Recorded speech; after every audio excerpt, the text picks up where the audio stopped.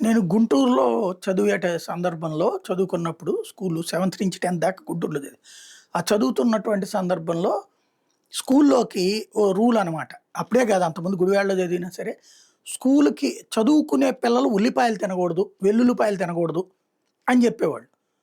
ఎందుకు అంటే అయి మంచిది కాదు ఒంటికని. డాక్టర్లేమో ఒంటికి మంచిదంటారు. అవి తినమంటారు. ఇది డాక్టర్ల దానికిను దీనికి వెళ్ళి అన్నప్పుడు ఓసారి మాస్టర్ గారు చెప్పారన్నమాట. మామూలుగా మాకేంటంటే ఇంట్లో అలవాటు ఈ గోంగూర పచ్చడిలో, చింతకాయ పచ్చడిలోను పచ్చుల్లిపాయ కొరుక్కు తింటాం. అట్లాగే పప్పు కూరలో కూడా, అలాగే పులుసు కూరలు, తోటకూర పులుసు కూర, బచ్చల కూర పులుసు, ఈ పులుసు కూరలో కూడా ఉల్లిపాయ తినడం అనేది అలవాటు. అలాంటిది ఉల్లిపాయ తిని స్కూల్‌కి రాకూడదు, స్కూల్‌కి ఉల్లిపాయ తెచ్చుకు తినకూడదు. ఇది చెప్పేవాళ్ళు. వెల్లుల్లిపాయకి కూడా అదే అనమాట. ఏంటయ్యా అసలు విషయం అని ఒకసారి మా మాస్టర్‌ని విడిగా కాస్త చనువున్నటువంటి ఒక మాస్టర్‌ని అడిగితే, "నా బొంద అదేం లేదురా, రోగం రావడం కాదు, పాడు కాదు. ఉల్లిపాయలు లేకపోతే శరీరానికి ఎట్టాగా. కాకపోతే అది తిన్న తర్వాత ఉల్లిపాయలు తినొస్తే ఒక కంపు కొడతా ఉంటది క్లాస్ అంతా.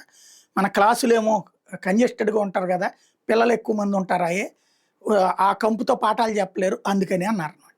ఎందుకు చెబుతున్నా అంటే, ఇప్పుడు ఉల్లిపాయలు తిన్న తర్వాతన భార్యాభర్తలు దగ్గరకొచ్చినప్పుడు ఇద్దరికి ఇష్టమైతే బానే ఉంటది. లేకపోతే ఓ రకమైనటువంటిది ఉంటది. ఇప్పుడు అట్లాంటి దాని వలన విడాకుల కేసు అన్నది సంచలనం సృష్టిస్తుంది. ఆ విడాకుల్ని హైకోర్టు కూడా సమర్థించినటువంటి అంశం ఒకటయింది. ఏంటంటే ఇప్పుడు కొన్ని కొన్ని సంప్రదాయాలు కొంతమందికి బ్రాహ్మణ సామాజిక వర్గంలో కొన్ని వర్గాల వాళ్ళు ఉల్లిపాయ తినరు. ఉల్లిపాయని అదేదో కోడిగుడ్డుతో లేకపోతే మాంసంతో పోలుస్తారు. ఇప్పుడు వాళ్ళని ఫాలో అయ్యేటటువంటి ఇతర సామాజిక వర్గాల్లో వైశ్యాస్ గాని, ఇతర సామాజిక వర్గాల్లో కూడా ఆ బ్రాహ్మణ సామాజిక వర్గంకి సంబంధించినటువంటి కొన్ని పద్ధతులు ఫాలో అవుతున్నోళ్ళున్నారు. వాళ్ళు కూడా ఉల్లిపాయ తినరు. వాళ్ళు కూడా ఉల్లిపాయకి సంబంధించి ఇదే కారణం. ఏంటంటే అదేదో మాంసాహారం కిందన ఫీల్ అవుతుంటారనమాట. అట్లాగా ఒక భార్య పెళ్ళయిన తర్వాతన ఆహ్, అత్తగారింటికొచ్చి తను తినకపోవడమే కాదు, దేంట్లోను ఉల్లిపాయ ఎయట్లేదు, వెల్లుల్లిపాయ ఎయట్లేదు.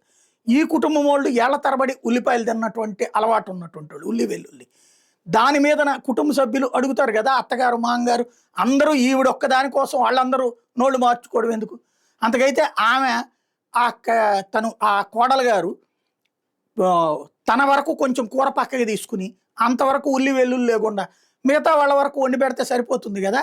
బట్ అలా గాకుండా నాకిష్టం లేదు గాబట్టి, నేను తినను గాబట్టి మీరెవరు తినడానికి వీల్లేదని ఆళ్ళని తినకుండా ఏడిపించుకు తినేటప్పటికి గొడవలైనయి.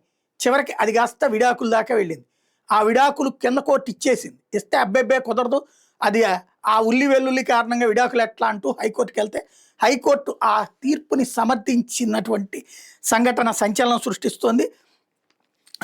ఇది 11 ఏళ్ల వివాహ బంధానికి ముగింపు పలికిందనమాట. గుజరాత్‌లో జరిగినటువంటి సంఘటన ఇది. అహ్మదాబాద్‌కి చెందినటువంటి జంటకు 2002లో పెళ్ళయింది. భార్య వేరే వర్గానికి చెందిన వ్యక్తి కావడంతో ఉల్లిపాయ, వెల్లుల్లి తినేది కాదు. ఇంట్లో కూడా వాడొద్దని తరచూ చెప్పేది. దీనివల్ల కుటుంబ సభ్యుల మధ్య దూరం పెరిగి గొడవలు పడేవాళ్ళు. ఈ నేపథ్యంలో భర్తని, కుమారుడిని వదిలేసి ఆమె వెళ్ళిపోయింది. కొడుకుని కూడా వదిలేసి. భర్త విడాకులు కావాలని 2013 అంటే 2002లో పెళ్ళైతే 2013లో ఫ్యామిలీ కోర్టుని ఆశ్రయించాడు. అంటే దాదాపుగా 11 ఏళ్ళు పాపం అతను వెయిట్ చేశాడు. కోర్టు ఆ జంటకు విడాకులు ఇచ్చింది. భార్య మాత్రం నేను విడాకులు ఇవ్వనంటూ ఆ తీర్పును సవాల్ చేస్తూ గుజరాత్ హైకోర్టులో అప్పీల్ చేసింది. ఆమె పిటిషన్ తిరస్కరించిన ధర్మాసనం ఫ్యామిలీ కోర్టు నిర్ణయాన్ని తాజాగా సమర్థించింది.